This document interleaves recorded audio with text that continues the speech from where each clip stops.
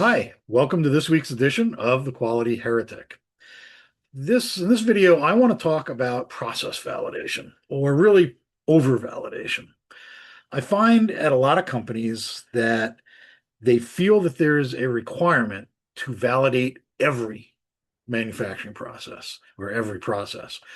And I think a lot of this comes from pressure put on them by their customers, or possibly by their auditors or inspectors or regulatory bodies. And I think, though, it's not necessarily real pressure, it's misunderstanding of what they're driving you to. With customers, they may not understand the standards and the regs all that well. And so what they want to see is that you've done something to validate this process that's very important to them. When it's a regulatory body, like say the FDA, and they come in and they, write you up with some 483 inspectional observations about, well, you didn't, correctly validate this or you didn't validate this process. It's easy to interpret and say, well, apparently they want us to validate every process. When in reality, what is they're saying, well, look, this is a process we know needs to be validated. Doesn't mean we're saying you have to validate every process, just that you missed this one that we know. And the key is in the standards and the regs, what it will tell you is the requirement is that you need to validate a process when you can't otherwise basically inspect the results of that process, right? If you can't do verification after the fact that what you got meets the specifications or the requirements, right? If there's no good way to do that, then yes, you need to do validation over the long term of the process. That's when you need to do this. But if you have a manufacturing operation, and let's say it's something that has to be within a certain weight, okay, you can easily verify the results by putting every item on a scale. I've been in this exact situation where things roll off a line and it goes across an automated scale and it records the weight and it looks at the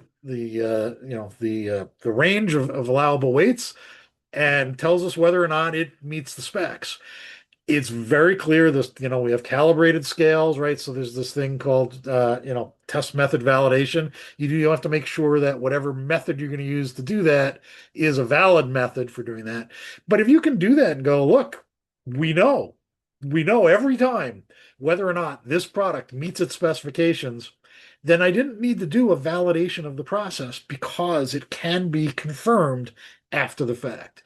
But other things are not that easy. We sometimes produce things and you go, the only choice would be to do destructive testing, right? If we need to know how strong is a seal, right, or a weld, and you go, well, the only way you can do it, I mean, you might be able to do something like X-ray it, but even that has its problems. I've run into that situation as well, trying to use ultrasound and X-rays to see inside.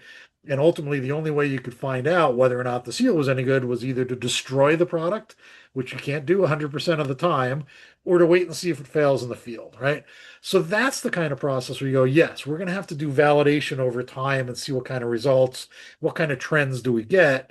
If this process is set up this way, do we not see corresponding, complaints in the field that the parts came apart, right? That the weld failed or the seal created a leak, those kind of things. So that's when you need to do validation, but you don't need to validate every process.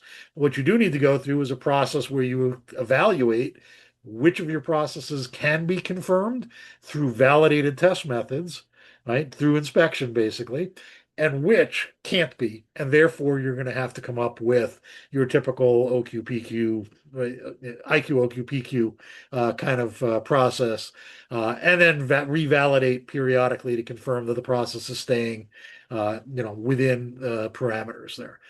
So let's not overthink process validation. It is an important thing when it's needed, but don't get trapped into this idea that you have to validate every process. As always, look forward to seeing your comments, and we'll see you next week.